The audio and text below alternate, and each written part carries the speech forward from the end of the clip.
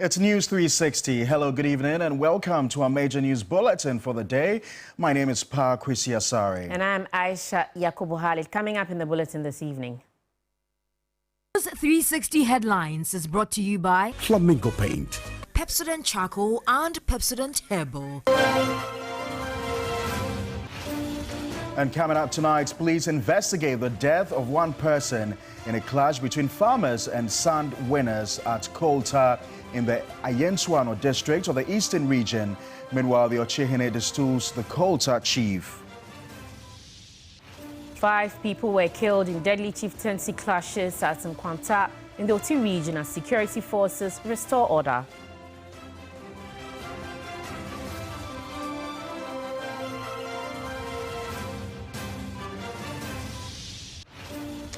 With President Mahama left with 35 ministers to appoint, we'll explore how many more females need to be nominated to meet his 30% woman quota pledge. And in international news, a ban on TikTok in the U.S. is set to go ahead on Sunday after the Supreme Court rejected an appeal.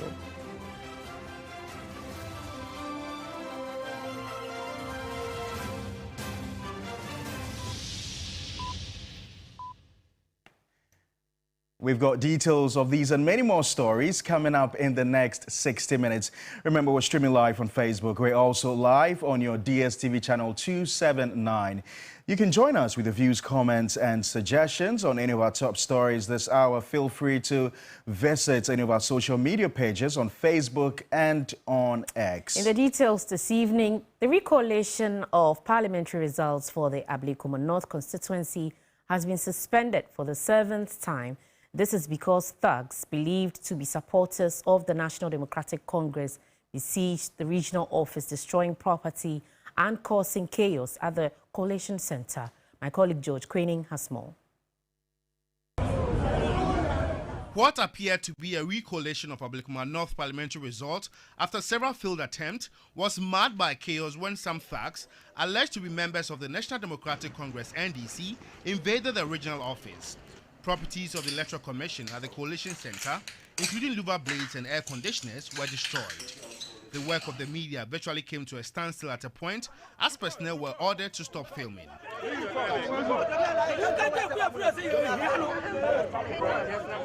Party faithful who thronged the premises insisted that the NDC won the elections.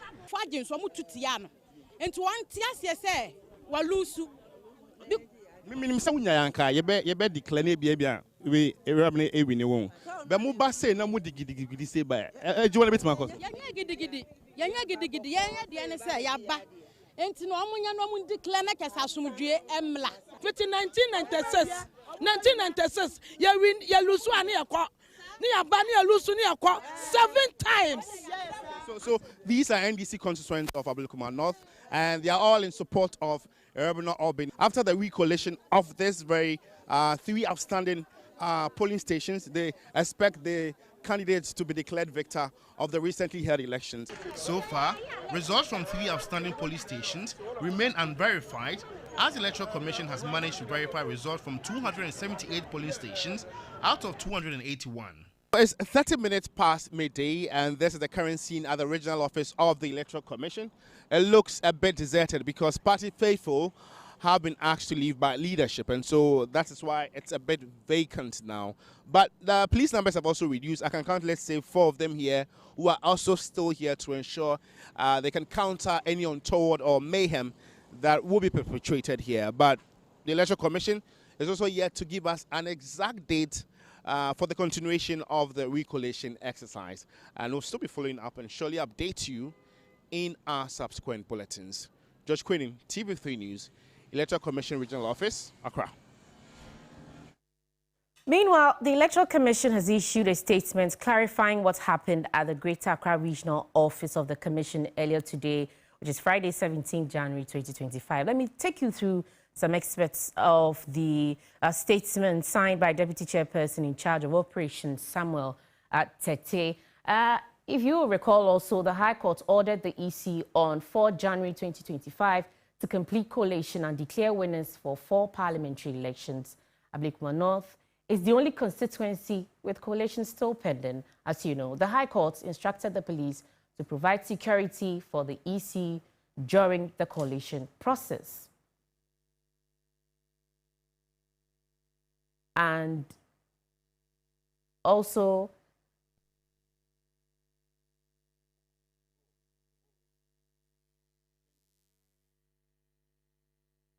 coalition for the Ablekuma North began on 8th January, but was halted due to 3 missing polling station results. The EC requested police security to resume coalition on January 17 at 8 a.m. And on January 17, which was today, police advised postponement due to security intelligence. NDC supporters, led by the Greater Accra Regional organizers, invaded the EC's old head office, damaging property, like George mentioned, and supporters, including unidentified men in military uniforms, also stormed the EC's new head office, causing staff to flee. The EC has therefore urged police to identify, arrest, and prosecute the perpetrators using available video evidence. The EC has also appealed for government and police support to ensure security and complete the Ablekuma North coalition.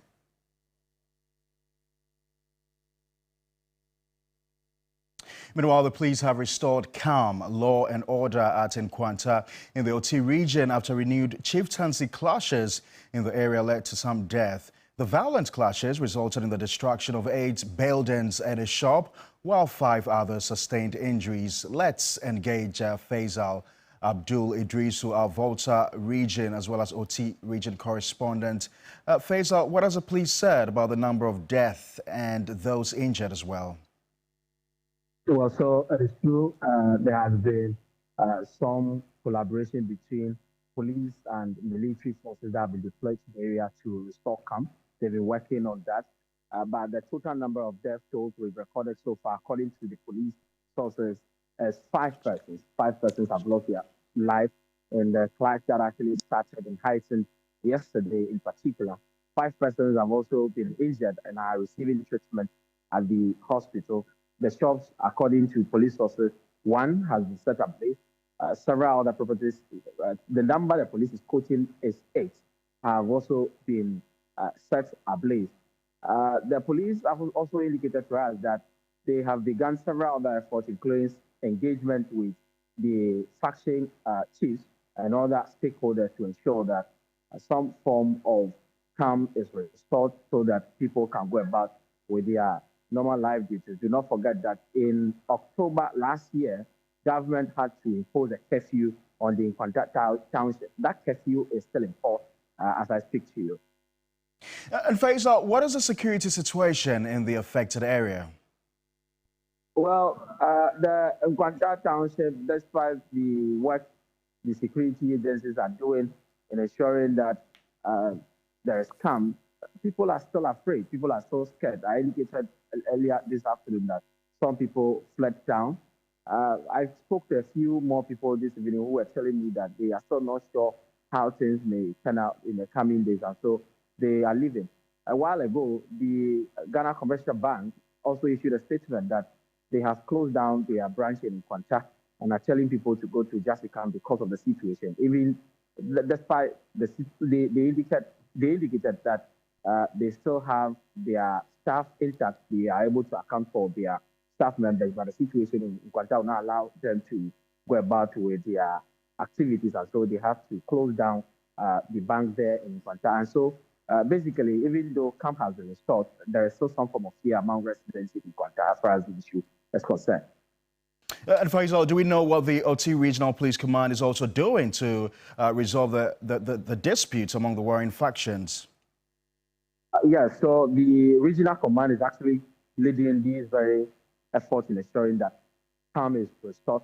I spoke about the engagement earlier. It's been led by the Regional Command in the OT region. And so basically, all the security efforts being done in the Nkwanta at the moment is being led by the OT Regional Police Command. Thanks very much, Faisal Idris, who is our OT region as well as Volta regional correspondent. Let's now take you to the presidency. And President John Mahama has so far made 25 ministerial nominations of the 60 he promised to make while on the campaign trail. Here's a news desk report analyzing the appointments he has made so far. President Mahama promised to appoint a total of 60 ministers in his administration. Following his overwhelming victory in December's 7 polls, the president has reiterated his commitment to redeem his campaign promise in furtherance of a lean government. Having been sworn into office, the president first nominated 3 nominees: Finance Minister Designate Dr. Kezola Toba Forsen, Minister of Energy Designate John Abdullahi Janapo, and Attorney General and Minister for Justice Designate Dr. Dominic Akrutinga Ayene. The 3 nominees have since been vetted by Parliament's Appointments Committee, awaiting a report and subsequent vote by the members of Parliament. President Mahama has so far made 25 appointments for both ministers of state and regional ministers. This means the president has 35 more appointments to make to reach his target of 60 ministers. President Mahama has also hinted that he plans to make at least 30% female appointments in his government. The Affirmative Action Gender Equality Bill 2024 sets specific targets for gender representation, aiming for 30% by 2026, 35% by 2028, and 50% by 2030. An analysis of the nominations made so far shows that 18 men and 7 women have been nominated. This means 28% of the nominees so far are women. With the 35 ministers left to be nominated, 11 will be substantive ministers and 3 will be regional ministers. President Mahama must now appoint 11 women in order to meet his 30% female targets.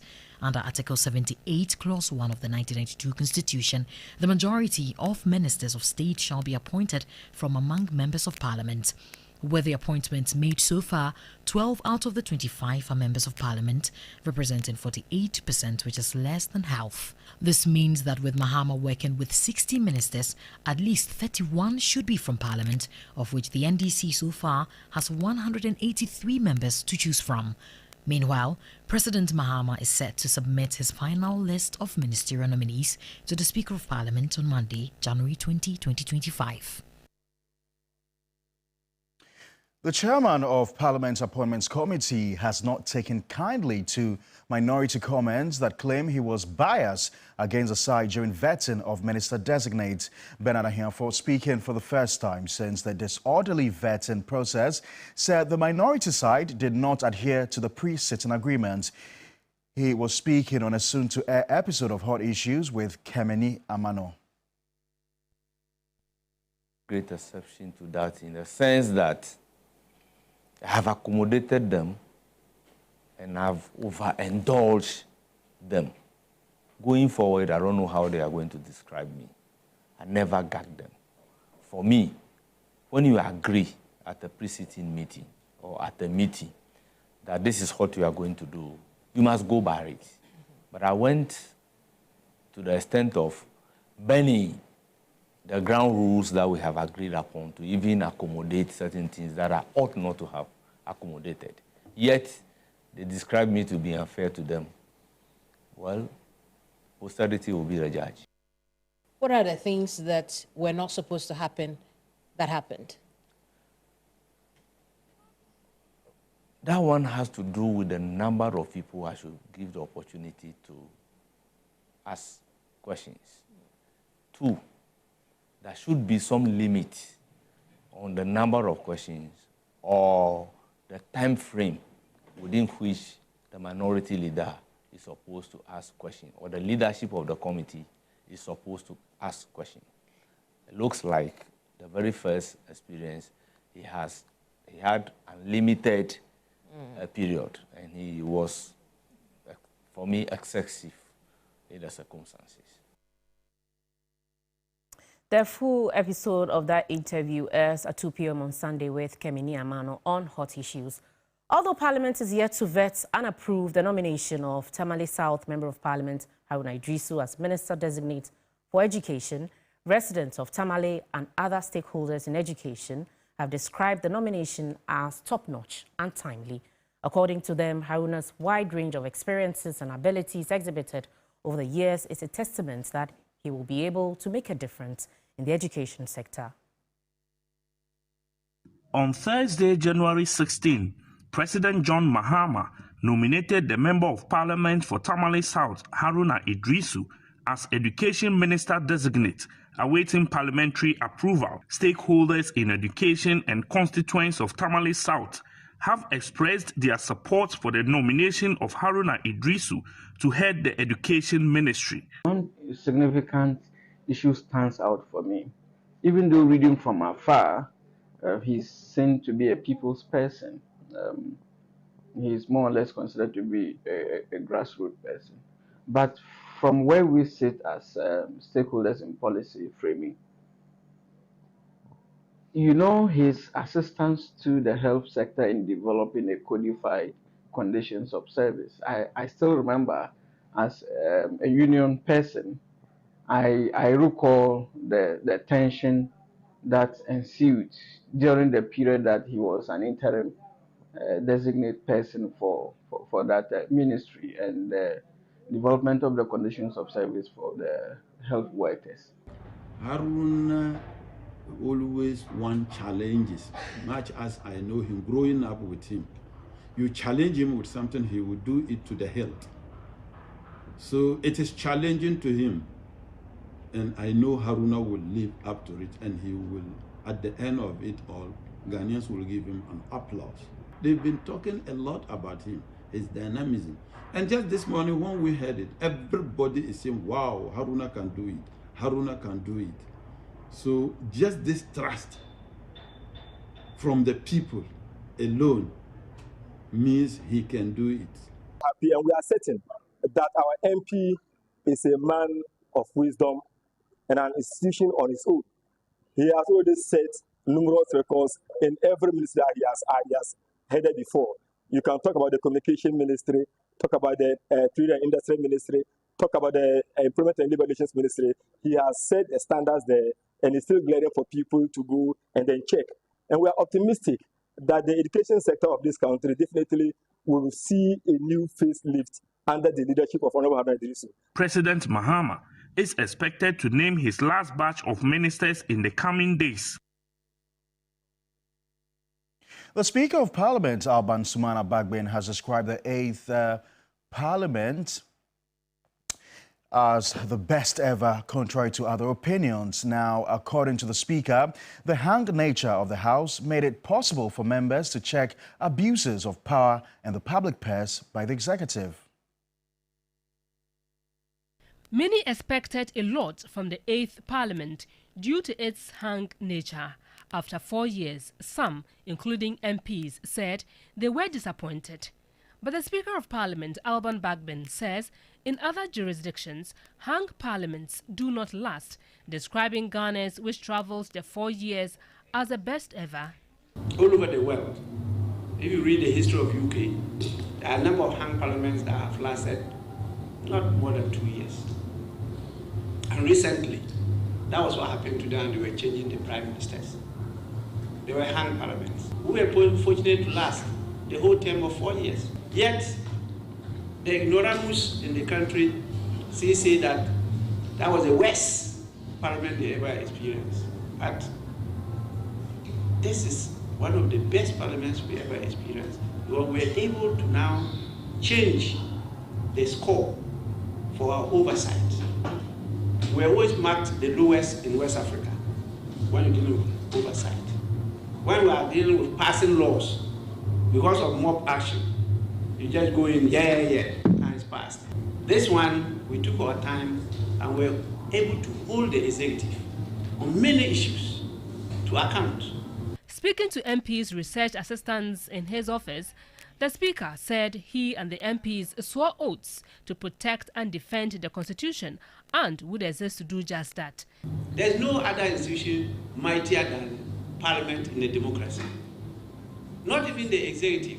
I draw your attention to it by even looking at our constitutional provisions, by saying that the members of Parliament, with 2/3 of their votes, they can remove a president. In the case of a speaker, 3/4.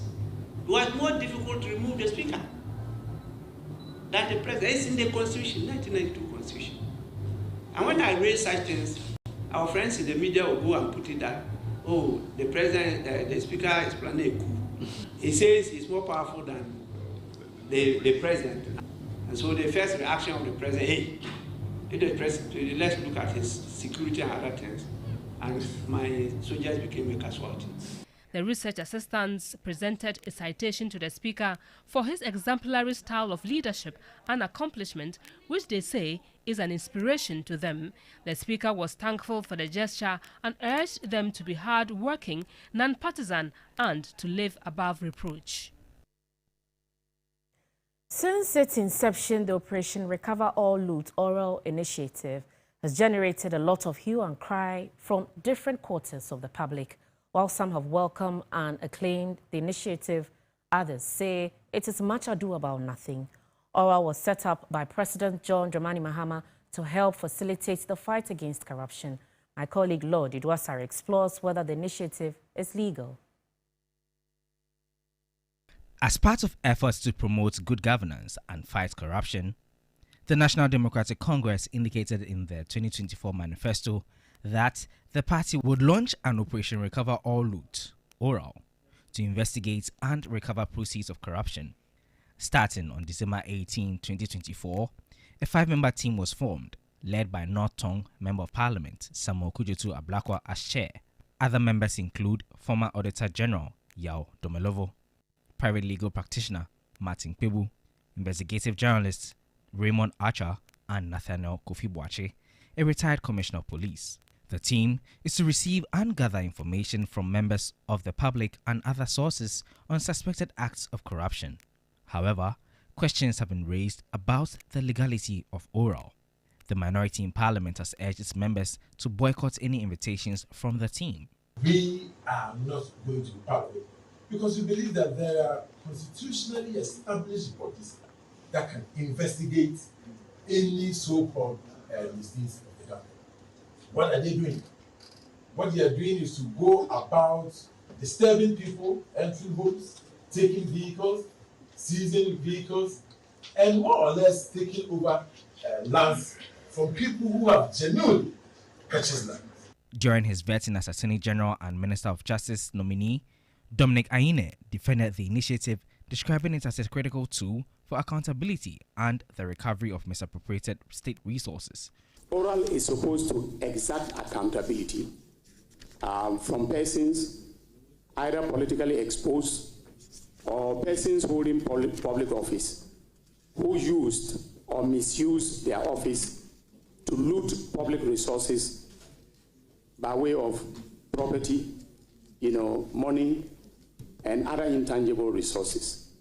So oral is constitutional. Oral is legal. In fact, the fact that it is a non-legal body doesn't mean that it is illegal. There's a distinction between non-legality and illegality.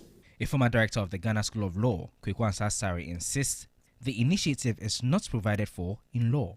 When can you see oral in the area of an act? Which act has Parliament enacted or passed in support of the establishment of oral? Nothing. So if it is not, it cannot be found in any enactment, how can it become legal? But speaking about the oral initiative, President Mahama debunked assertions that it would be used to witch hunt former officials. I don't think that people should think that it's a witch hunting committee. They have no brooms to fly at night, so I can assure people that it's not meant to witch hunt. It remains to be seen whether the initiative's legality will be tested in the courts or allowed to go unchallenged. Lodi Dwasari, TV3 News, Accra. Now, Ghana's energy sector has escalated to over 3 billion. Let me take that again. Ghana's energy sector debt has escalated to over 3 billion Ghana cedis as of January 12, 2025. To help solve issues within the petroleum industry and promote developmental growth, the Africa Center for Energy Policy, ACEP, has made recommendations for levies and margins on petroleum products to be converted into tax revenues. There's more in this report by Ikia Oforiwa Daku. Findings by the Africa Center for Energy Policy ASEP reveal that levies including Unified Petroleum Price Fund UPPF, burst margin, fuel marking margin and cross-subsidy margin should possibly not exist. However, if these levies are translated into tax revenues, they would help generate additional 6.3 billion Ghana cedis annually. In an interview with the policy lead for petroleum and conventional energy at ASEP, Kojo Yauche, these levies could fund critical infrastructure and social programs. Our work has really uncovered that we pay for government officials fuel cost from those monies. We pay for fuel usage by security services from those monies. We pay for certain padded contracts and all of those things from all those monies. So in the end, the consumer is not really paying for the products being brought to their retail outlet, but is paying for things that are extra budgetary that government doesn't want to pass through the budget, but is finding ways for the consumers to pay. So it's like a hidden tax. Among these findings is a striking issue of hidden margins constituting unjustifiable tax on consumers. ASEP's main concern is the fact that these levies are not used for their intended purpose and also are not accounted for. The market has grown to this stage at this point that it still makes sense for us to continue maintaining instead of having to consistently increase it. Then you ask yourself, based on what are the increments being made? We are paying for things that we are not benefiting from. And that is the worst thing that can be done to a citizen.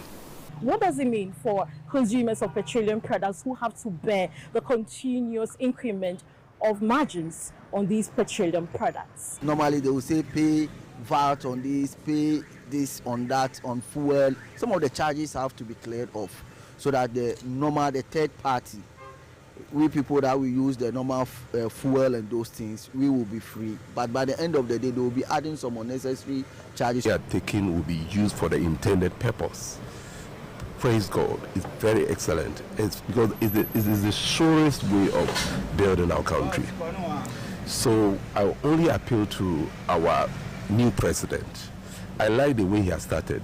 It suggests to me that as he sat back, he's done a lot of reflections and introspections, and I've seen perhaps potholes and loopholes, and is ready to fix them. ASEP has presented these findings to the regulator of the downstream petroleum sector, National Petroleum Authority, NPA, and is yet to receive feedback from the management. Akim North on TV3 News. Away from energy, Ghana's insurance penetration is projected to remain just above 1%, owing to misconceptions and a lack of understanding of insurance benefits. In this report, my colleague George Quaining finds out why some Ghanaians have little or no interest in getting insured. Or maybe a month, and it will end up taking like 4 months. I don't hear nothing. 5 months. So, but when you are taking my money, it's so easy. Even sometimes, I feel like if I do a comprehensive for the year, and I end up not getting any claim for the rest of the year, I want to crash my car just so that you people will pay me some money so that I'll have my money's worth. The concerns of Daniel Ohene, a flight data analyst, reflect those of many other Ghanaians. Getting an insurance policy is often seen as unnecessary or even a waste of time. Life may be full of risks and uncertainties, but many would rather not be insured. You look at your pay slip and the things you have earmarked for spending. Insurance is the last. Insurance is the last. So it's about time we reorient our mind that, look, as human beings, we need to recondition our mind, we need to reposition our mind. But people will tell you, the social dependency syndrome, you have aunties, you have uncles, you have mistresses to sort out. So there's pressure on you. You can't bring out the little for insurance. Experts believe issues surrounding insurance should become a national conversation. Whatever premium I collect, I invest it in the Ghanaian economy. The government can also fall on it to push developmental programs. So it's a two-way issue. Insurance, we have to do our part, try and break the ways down, because insurance policies is not easy. On the issue of insurance companies shying away from insuring traders, industry players say modernizing the existing market and improving their conditions will reduce the high risks associated with these facilities, making them easier to insure. Ghana's insurance outlook may not be looking bad after all. Unlike other jurisdictions like South Africa, where coverage and penetration are measured together, Ghana is just penetration, which is a little above 1%. With coverage, we are inching closer to 50%. But experts say it could be better. We have arrested security officers, we have arrested accountants, everybody that you can think about. And sometimes you just wonder, there's connivance between those who are supposed to even help us pay the claim. Medical doctors, others. I am not saying that they are all bad, but I'm telling you the realities on the ground. I think that if we're able to look at all those things, if each one plays its role very well, insurance is not as bad as people will think. According to the 2023 annual report of the National Insurance Commission, more than 8.9 million cedis is paid in claims daily. Regardless of how much you make in terms of salary, you still have the opportunity to get an insurance cover because companies are coming up with tailor-made packages to suit your pocket, and so you have no excuse not to have an insurance. George Quenin, TV3 News, Accra. A reminder is to watch News 360, our major news bulletin for the day. The Ochehene Osajifo Amwetia Ofori-Penyin has destooled the Krabwa Kota chief following his alleged involvement in a land deal that led to violence and the tragic death of one person. Eastern Regional correspondent Yvonne Nekwe has filed this report. One person was killed and several others in critical condition following a violent shootout between Langat and youth at Volta in the Insono district of the Eastern Region. A traditional ceremony has been performed by the chief of Apapem to commence the bestowment.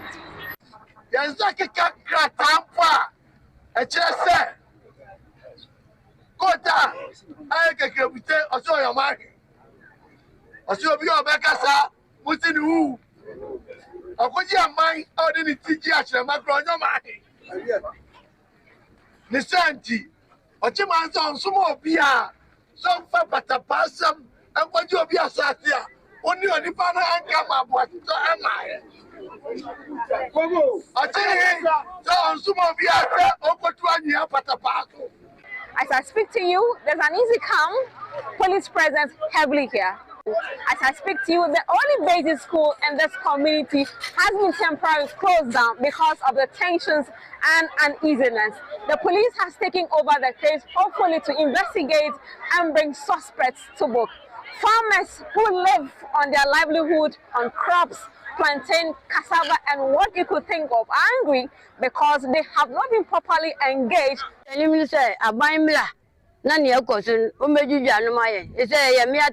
Yekutama, yekute school funi ade. Senya sase boy ya, okomedi yema, yema sun tumi nko school.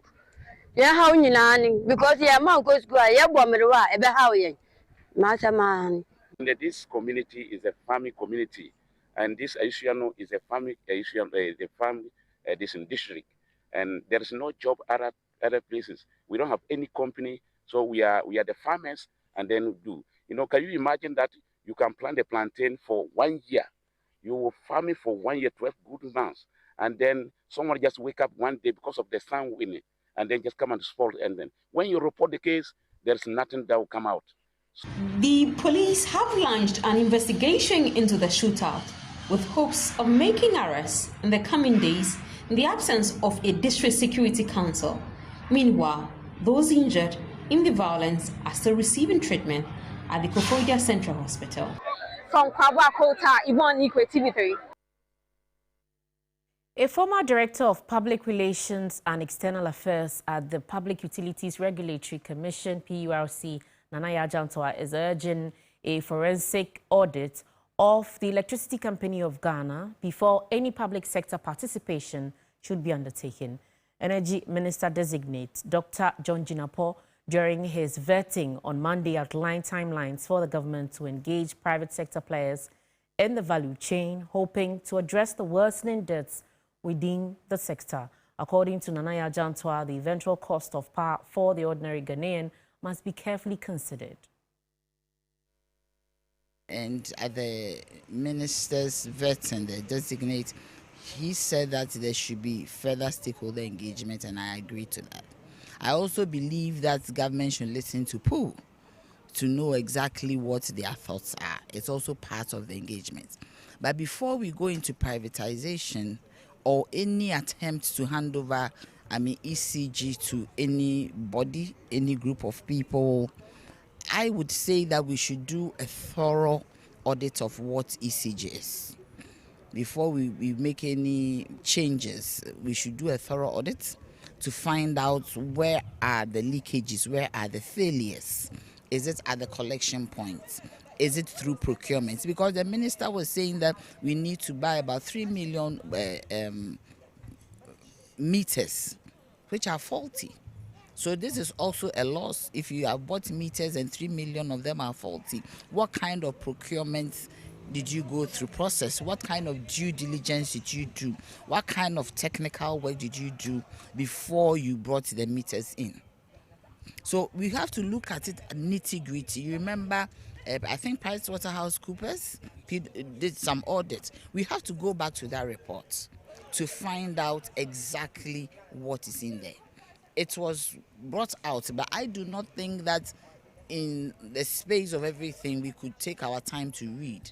So we need to also look at that. So before we decide on anything, we need to do a thorough investigation, because when you bring in the private sector player, you need to have a very cost-effective tariff, a cost recovery tariff, a cost-effective tariff, a tariff that will let that private player meet their cost of service. A reminder, still watching News 360, our major news bulletin for the day. We'll go for a quick break and return with more stories.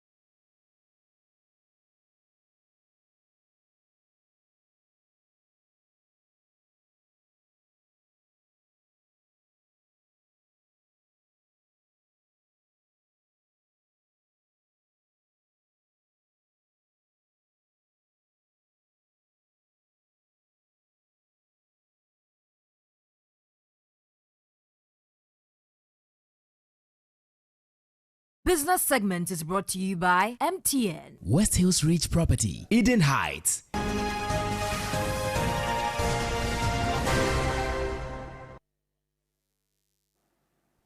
Good evening. It's time now for the business segment on News360. My name is Menu Afol. Now, the Ghana National Chamber of Commerce and Industry, GNCCI, has strongly criticized the attack on Electrochem Ghana Limited's Adan Salt Mining concession, describing it as a significant setback for attracting foreign investment. On January 9, a group alleged to be a politically motivated stormed the concession, vandalized property and stole equipment belonging to Magdan Group-owned facility.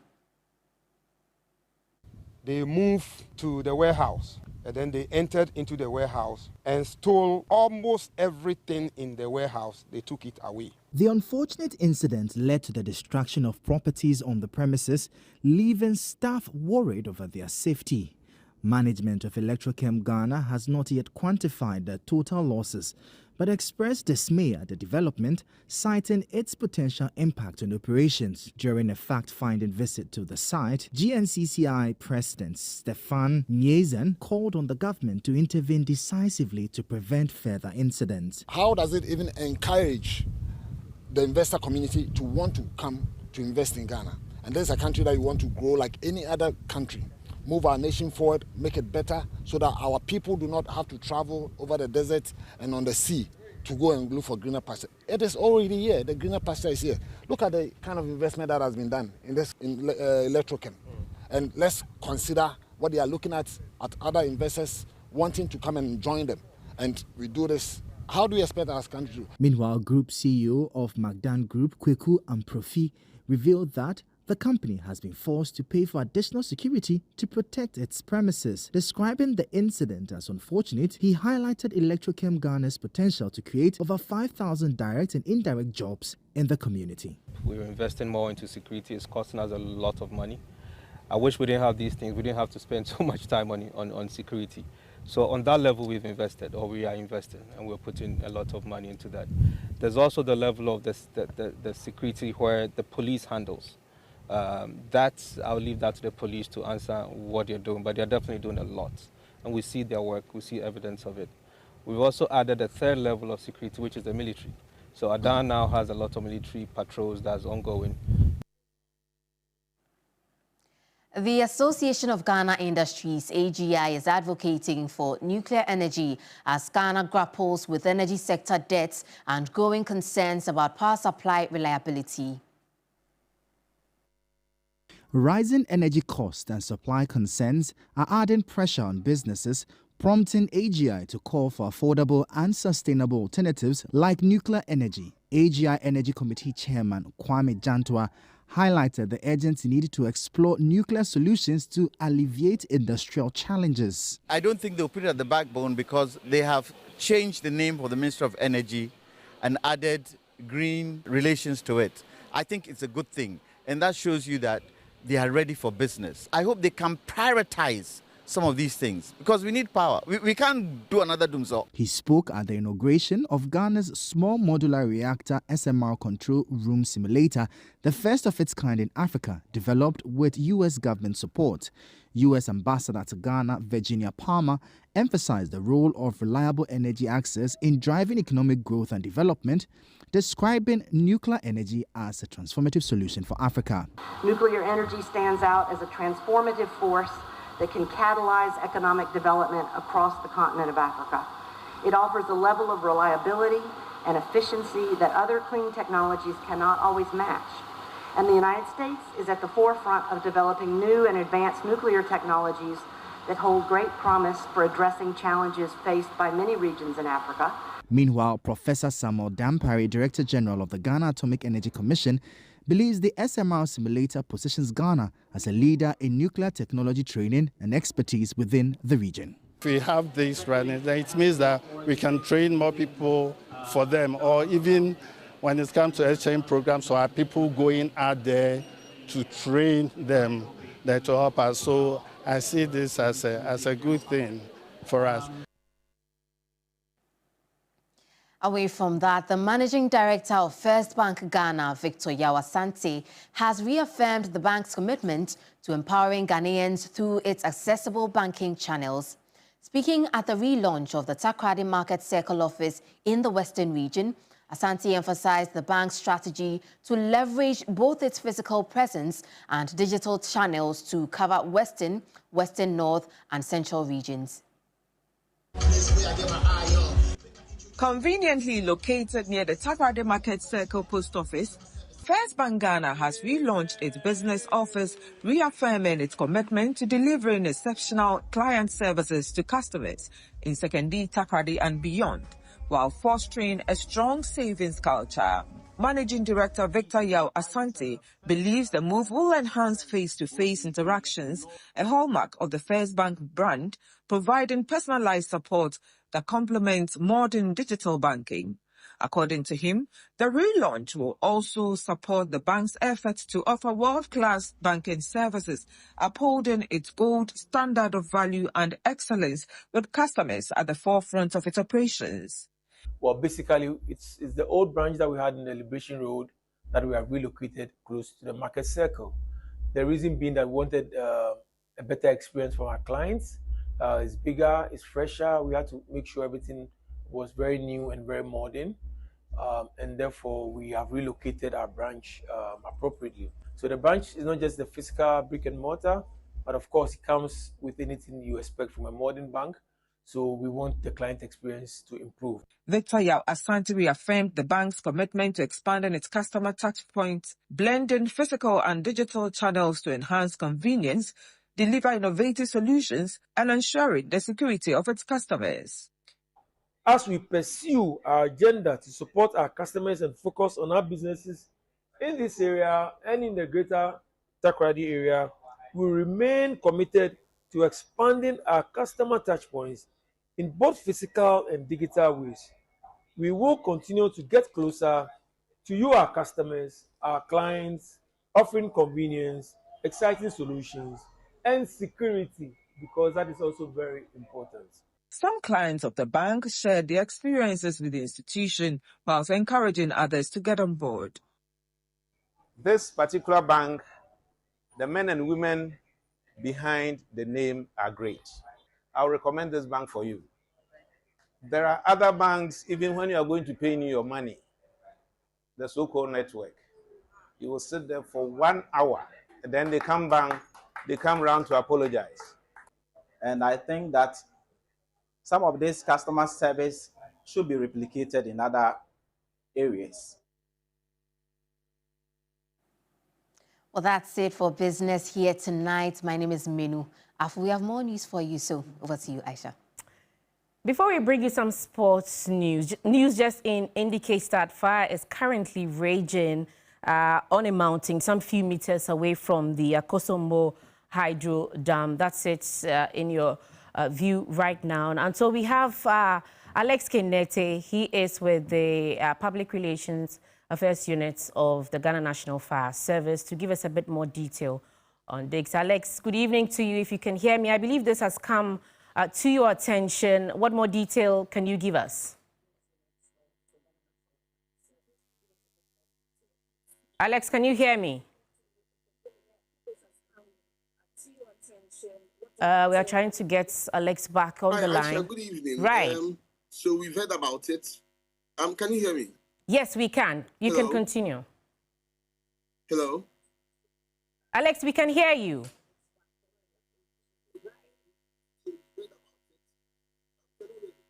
Alex, you're live. We can hear you. If you can continue. Okay, so what we've gathered, or what I've gathered from our officers on the ground at Akosombo, indicates that the fire is very far from the Akosombo. It's several meters. It's several meters away from the Akosombo Dam. Our officers are already on the grounds assessing and making sure that the fire does not spread to the dam. But I can assure you that there's no need for panic. Our officers are well on top of our games, of our game. I've had several engagements with our regional commander, ACFO, Osafo Efum, who has given me the assurance that we are on top of issues, and so there's no cause for alarm and be rest assured that the power source of Ghana is secured. Okay, no cause for alarm. Thank you very much. Alex Kinete is with the Public Relations Unit of the Ghana National Fire Service. We'll continue that conversation at 10 p.m. when we bring you Ghana Tonight with Kemini Amano. Up next is some sports news.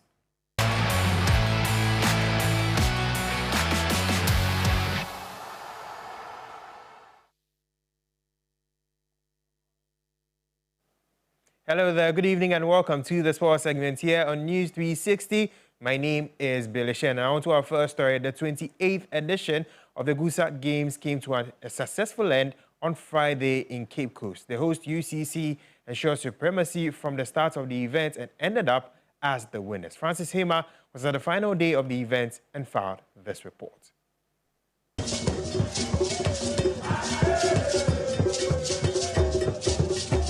From the excitement, the disappointment, and the numerous record-breaking moments, the 28th GUSA Games, which was hosted in the Central Region here in Cape Coast, lived up to expectations. UCC came in stronger as the host and ensured that they led the medal table from the start to the end. They were disappointed after losing the men's soccer final 5-6 on penalties to KNUST, and this is what one of their players had to say after the game. The moral lesson we've learned from this game is when you are up, you don't have to be complacent. It was complacency that caused us this loss, so we take it like that. Most of the athletes who competed in the GUSA Games this year were excited for the platform for them to show what they are made of as far as their talent is concerned. GUSA Games is a very big platform because we have ASA company who are taking athletes to US. Every year they do it, so it's a very big platform. Any opportunity in the abroad, any teams in the Ghana, so it's a wrap here at the Cape Coast Sports Stadium, where the final event of the 28th edition of the GUSA Games was held, and it was the men's soccer final. Francis Hima reporting for 3 Sports. Now moving on to the Premier League, Manchester City forward Erling Haaland has extended his contract with the Citizens until 2034. Haaland was signed from Borussia Dortmund 2 seasons ago and has since gone on to score 111 goals in 126 games, winning 6 trophies in the process. Here's what the delighted Haaland said afterwards. I'm proud.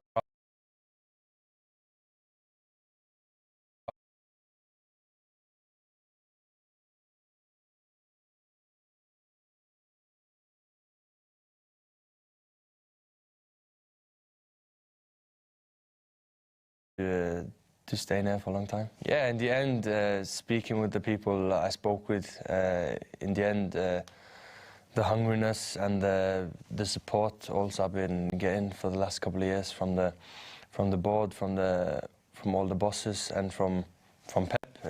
In the end, it wasn't an easy decision, and yeah, I'm delighted. Of course, Haaland is expected to be in action as Manchester City take on Ipswich Town on Sunday. But here are the other fixtures in the Premier League for the weekend. Newcastle will be playing against Bournemouth, West Ham versus Crystal Palace, Brentford versus Liverpool, Leicester City versus Fulham, Arsenal versus Aston Villa, all on Saturday. And on Sunday, Nottingham Forest versus Southampton, Everton versus Tottenham, Manchester United versus Brighton. And as I mentioned earlier, Man City will travel to Ipswich Town.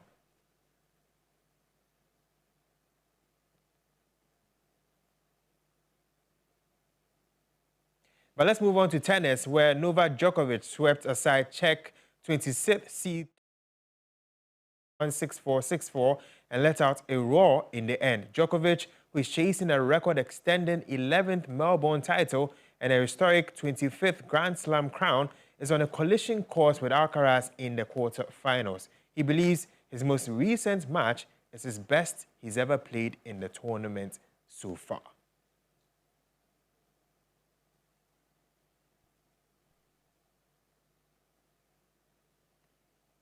Now that's it for the sports segment here on News360. My name is Billy Shen, and of course, entertainment is up next.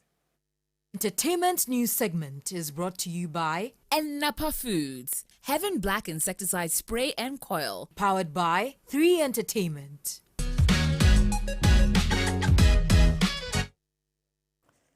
In entertainment news this evening, the all-new and thrilling season of the popular television dating reality show Date Rush is making a grand return. Producers have promised that this season will be packed with even more excitement, featuring unexpected twists, romantic getaways, and a host of other exciting surprises. The new season premieres on TV3 this Sunday at 8 p.m. Everyone deserves love! Season 11 of Date Rush left us on the edge of our seats, but Season 12 is set to take the entertainment to a whole new level, especially in terms of character dynamics. It marks the beginning of a fresh and beautiful love journey, and fans simply cannot afford to miss it.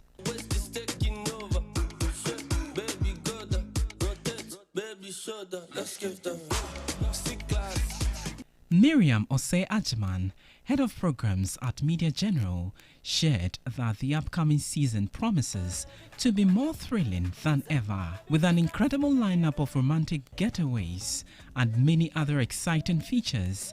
Viewers will be captivated from start to finish. Date Rush this season is definitely looking very exciting, with new, unexpected, exciting twist. So you're used to contestants coming on the show to find love. But what if this time we told you that they are getting a little assistance in finding the love? So that should tell you that there's a whole new twist coming to Date Rush this season. And we are all very excited about it because we know that this is very well thought through and researched, and you, the viewers, are going to love it. It's definitely going to have the whole family glued. She emphasized that the best talents have been brought together to ensure an unforgettable experience for fans, keeping them glued to their screens wherever on TV or mobile. Your favorite host is back on your screens again. The contestants are poised and we are here to look for love. And of course, I had the excitement that Date Rush this season will bring to your screen. You will also get a reward for watching like we have done in previous seasons. So you don't just watch and have fun and, you know, have conversations going, but you definitely also get rewarded for it by our sponsors. So with the tagline, "Everyone deserves love," Season 12 introduces 100 eligible single men and women who will compete for love. The new season premieres on TV3 this Sunday at 8 p.m.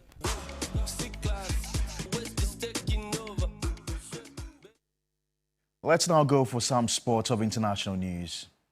A TikTok ban in the US is set to go ahead on Sunday after the Supreme Court rejected an appeal. What a ban looks like and how it would be enforced remains uncertain. The legal drama stems from the US government, national security concerns, and TikTok's ties to China. Last year, ByteDance was ordered to sell the app to a US buyer, or it would be banned by 19th January. That sale has not yet happened. ByteDance challenged the law and argued it violates free speech protections for the app's more than 170 million users in the US. TikTok is one of the most popular short-form video apps in the world and is a major part of a multi-billion-dollar influencer economy. The International Monetary Fund has warned that U.S. economic policies under incoming President Donald Trump could hit the rest of the world and ultimately backfire on the U.S. The IMF says a threatened wave of tariffs could make trade tensions worse, lower investment, hit market pricing, distort trade flows, and disrupt supply chains. According to the fund, although tariffs, tax cuts, and deregulation could boost the U.S. economy in the short term, it could set the scene for an inflationary boom followed by a bust.